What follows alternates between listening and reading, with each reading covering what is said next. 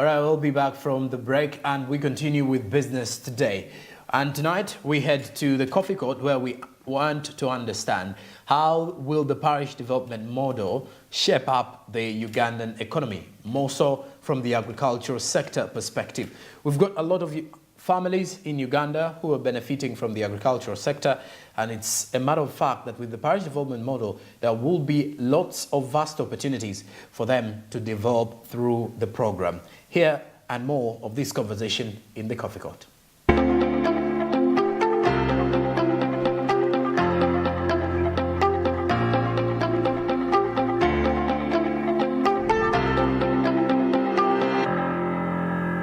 Well, it's a pleasure and thank you for joining us on this Coffee Court where we ask the critical questions. It's always my pleasure when I meet, of course, entrepreneurs, business people, people that matter in this nation. I am talking about the policy makers. And this time around, we are discussing matters of agriculture, and I'll be speaking to, some of you call her Mama Cheers. She's a board member of the Private Sector Foundation, but also she advises the president on matters of agriculture. Dr. Adieri Omala. Doctor, thank you for joining me. Nice meeting you. Okay. It's great to meet you at your Private Sector Foundation. And back again, I introduce myself. I'm Dr. Julian Adieri Omala, a doctor in agriculture and rural transformation. Not PhD. Not PhD. It's a honor. It's a PhD, but an honor. Who gave you the honor? This is a Commonwealth University. For the work I have done with the informal sector, those people at the grassroots, transform them to become professionals. You do a number of things. Don't you get lost in many things that you do? And do you know an entrepreneur? I do.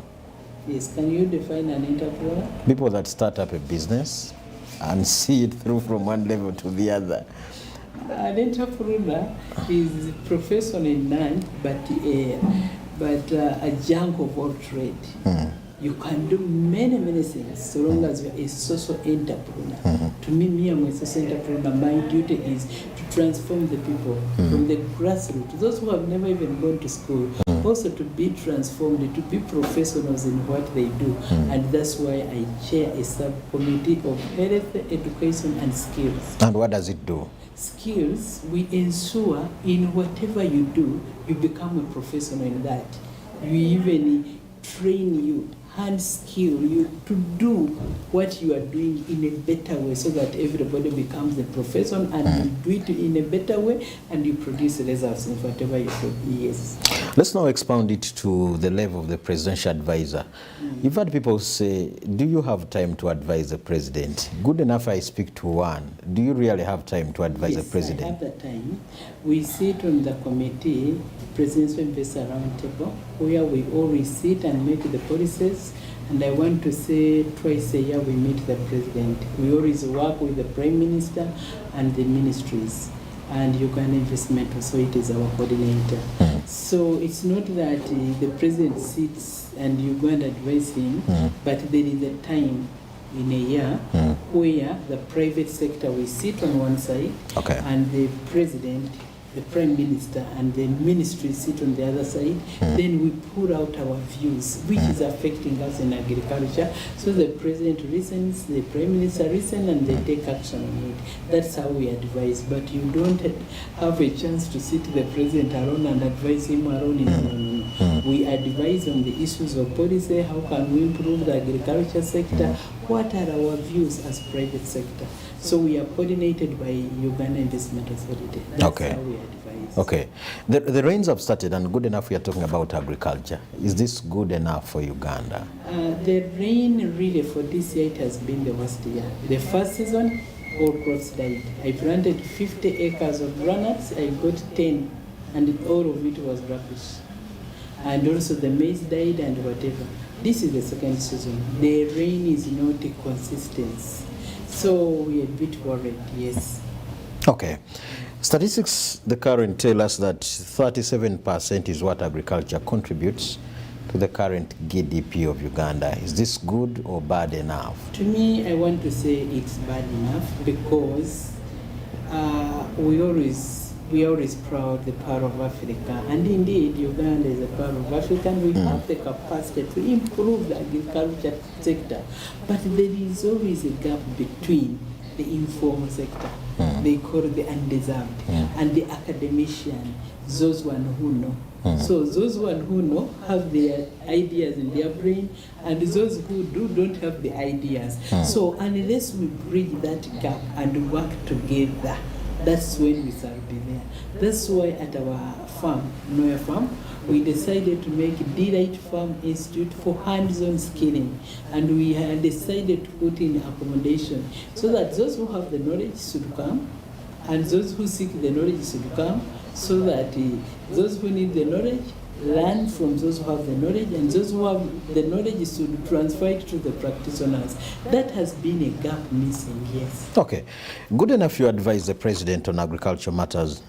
Now advise Ugandans. The seasons have changed. Many times Uganda gets lost in exporting this and that.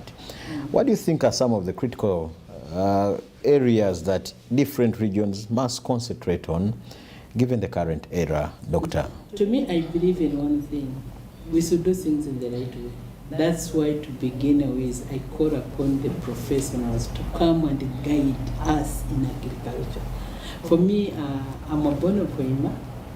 I have a factory in Kawempe in Kampala, married in Tororo, but I decided to put my farm, my mango farm, in Noya district. Why?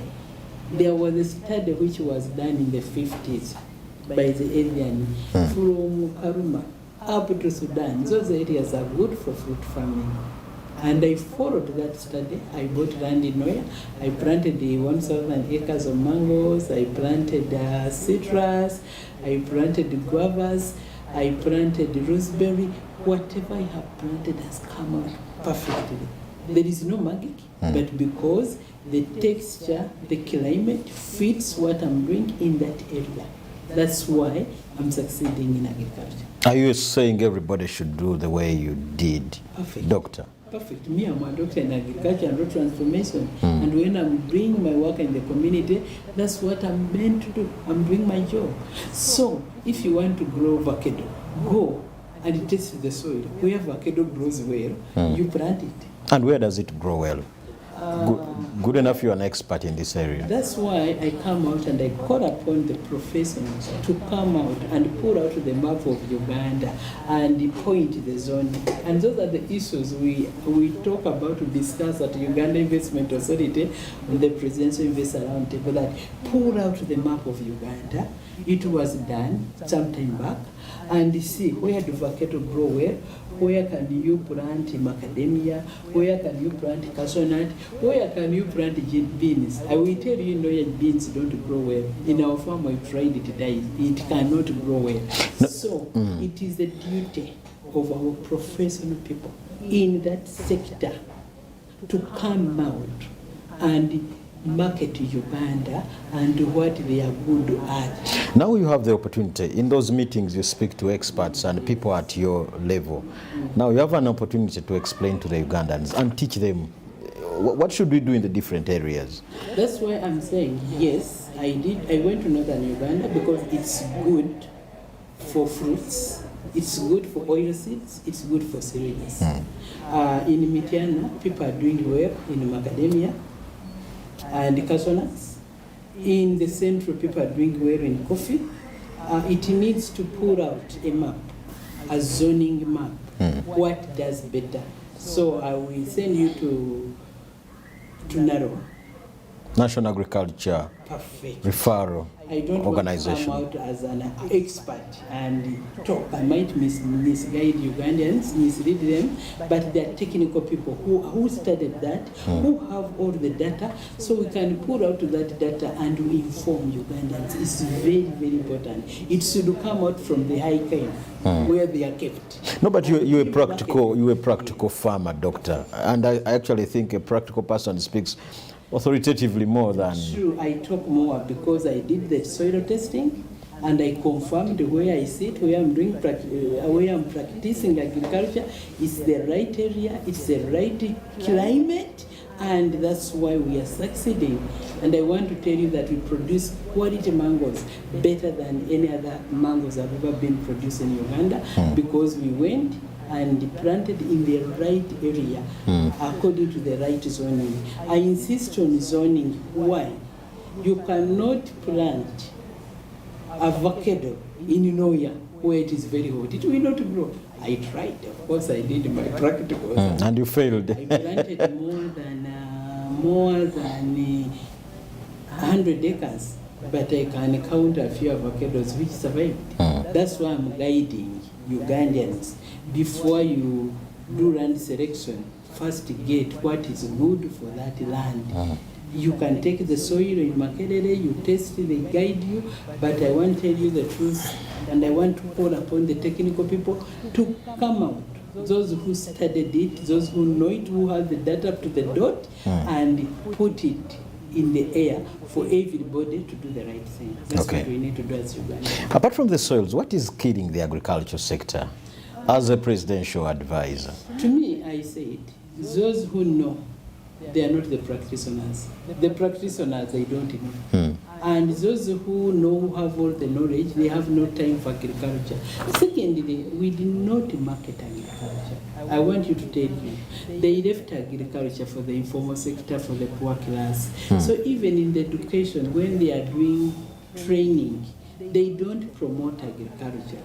To me, as me, I love agriculture, and I know it is the best way. Even if you are a civil servant, when you retire, you go back to the land where you come from. So why can't you do it a bit earlier, when you still have the energy, when you still have the money, and when you have the knowledge? We left the agriculture for the informal sector, the 60–80%. Those who have no money, those who have no knowledge, they are the one practicing agriculture, and they are the one feeding us. Now, if us who have gone to school, who have the technical knowledge, who have the money to invest, we go and invest in agriculture, it will be exciting. So that is a gap we need to reach. So who should address the mindset issues? If you are saying it's left for the informals, who is responsible to address these matters? Me, I put it to government. Why to government? It's their duty. One, to ensure that they partner with us, the private sector. Why can't I attach it to you? Because you have the privilege to advise the president. You reach where many of us don't. I take it up and I do my job and I need advice. And not only to end up at advising, I'm a practitioner. I went ahead, I decided to start Delight Farm Institute for hands-on skilling. I decided to do the community outreach. Right now, my team, they're in the community. We are empowering 6,000 youth under the project Delight Farm with younger people. We are distributing sorghum. These sorghum seeds were bought by private sector, and we are also adding up guava seedlings and the mango seedlings. We are in the community doing our job of transforming the youth. That is 6,000. We are also working with UN Women. We are empowering 3,000 women. So me, I'm doing my job, and I thank God for that. You seem to be proud of the northern Uganda, and many of us are saying that's a no-go area. You know what is currently happening. You seem to be proud of the northern Uganda. I'm so proud of northern Uganda, especially Noya Atlantis. It's known by the large commercial farmers. We are many, and we have the Investors Forum. And there is a time when I was the chairperson of the Investors Forum in Noya District. I'm proud of that, because for us, we saw the light. And we decided to go and practice, and we are there, and we are happy, and we are proud of that. One of the core sectors that government is looking up to for Vision 2040, apart from the tourism, the infrastructure, the human capital development, the oil and gas, is this sector of the agriculture. The Paris model. For us, we started it a long time ago. Even in our farm, I want to tell you, I have 80 Parises. Are you saying it's not a new idea? It's not a new idea. That's what we started, and that's what we are practicing. Of recent, we hosted National Planning Authority, the State Minister of Agriculture. They came and saw what they have in the paper. For us, we are doing it practically. How connecting is the PDM to the agriculture sector? I don't see any connection. It's connected. Because one, a Paris development model that is getting the people in the Paris to do agriculture in the same way and to pick their interests. What do they want? What do they prefer? How can they uplift themselves? So it's connected, really. Okay. Because when they come in, they support the people in that parish and what they do better. So for us, I can say in one farm of ours, we have 80 parishes. Okay. And me, I call upon the technical people to be more on the ground and guide in the farmer sector to do it right. But what I also don't agree with saving the money. You cannot come and you give me, like they give the parish 100 million when I have not paid the school fees. When It will go to the schools. I'm sleeping in the kote, in the kasisira.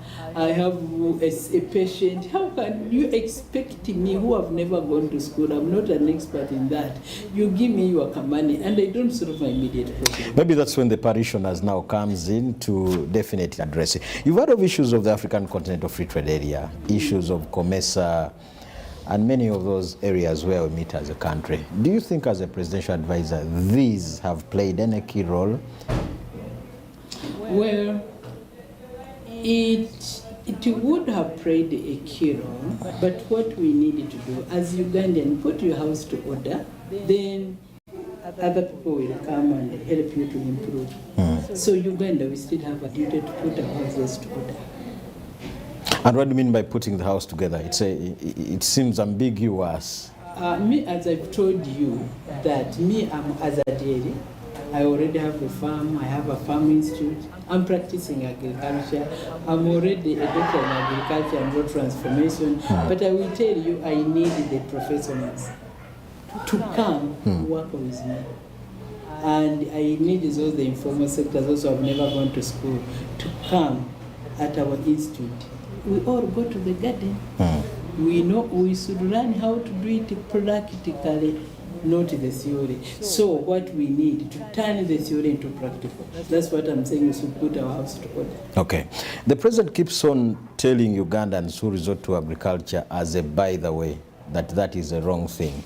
How did you run out of this mindset of resorting to agriculture as plan B? I'm a proud farmer, and I want to tell you it's not a proud, it's the best decision I've ever done. As a manufacturer of cheese since 1996, I lacked raw materials, and that's why I would import concentrates all over from India, Israel.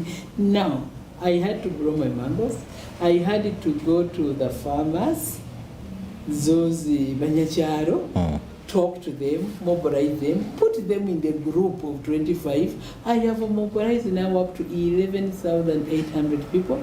They have planted the mangoes, the guavas, and citrus. Now they are growing. My job is to make cheers juice. I want to make fresh juice from the fresh fruits grown by the community. Are we together?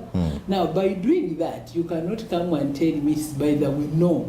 I'm pressing my foot on the ground, I'm empowering the informal sector, and that is a real rural transformation, and that's what it means. And that is my profession as a PhD holder in that rural transformation. Yes. And that is the only way we can contribute to our vision 2040. Without that, we are lying ourselves. We need that complete value chain, well empowered, well documented, and well supported. That's why at times I always call upon the technical people to come and support me, because me, I'm a social entrepreneur. I'm not technical. So when it comes to technical, I can only show you how we do it. The document issue, let the technical people do it. Compute it and do it technically, but me, I want to see how is it done on the ground. It is that how to do which can help to put food on the table, which can help to put a coin. But because things are not done in the right way, that's why we are failing in agriculture. That's why we don't have tangible results. Yes. And the president is saying it's one of the sectors that will lead us there. What needs to change with the legislators? Agriculture is a broad word. Cotton is part of it, coffee. We have many laws that regulate all these. Are they good enough? The laws are good enough. The technical, I can say Uganda is a well-educated country. We have it all, but we lack one thing. What do we have? We have it all. What do we have? What I want to say, if you look at the curriculums, when you look at Naro, we have the best brain, the best knowledgeable, even means of agriculture, people who knows, but they don't practice practically. As we sign out, what advice do we have for them? You have to give me time to talk to my customers. I have many things to talk before we close up because I'm a chairperson of Noya Fruitgrass Cooperative Society. So I have to talk to my members, what they should do, so to guide them, yes. To me, really, I love agriculture. And I'm more happy and more peaceful. You remember I used to be a very fat woman because now I go to the garden, I walk, I move. I've managed to cut off weight, I managed to have the food. I have managed to create the dollars worth. I have planted the medicinal garden. So me, I'm happy in the farm. And I want to tell you it's my joy. People should come. I'm doing agri-tourism. People should come and learn and enjoy and appreciate nature. Okay. Agriculture, we are supposed to be happy because when you have everything, you are not spending. You need to eat chicken, you just pick one. You need to eat goat's meat, you pick. You need this, you have everything. And that's how my mom raised me up. May I so rest in peace. A mom, you must have everything at home. A home of abundance. So that's how I want a fellow Ugandan to be, that life to lead. Okay. You are happy, you have it all. So I call upon the technical team to come and join us, and they do their job. Doctor, thank you for speaking to us. Matters of agriculture and how it can be revamped continues. This is the Coffee Court, and I've been speaking to Dr. Adiero Mata. She advises the president on matters of agriculture. We drive your business as Smart 24 TV.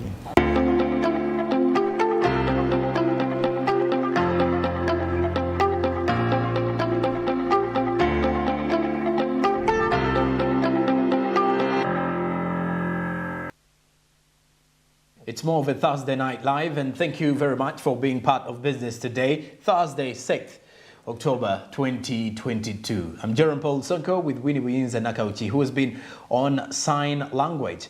We've been coming to you live from Plot 42, Nile Avenue. Have a blessed night. Till tomorrow, good evening.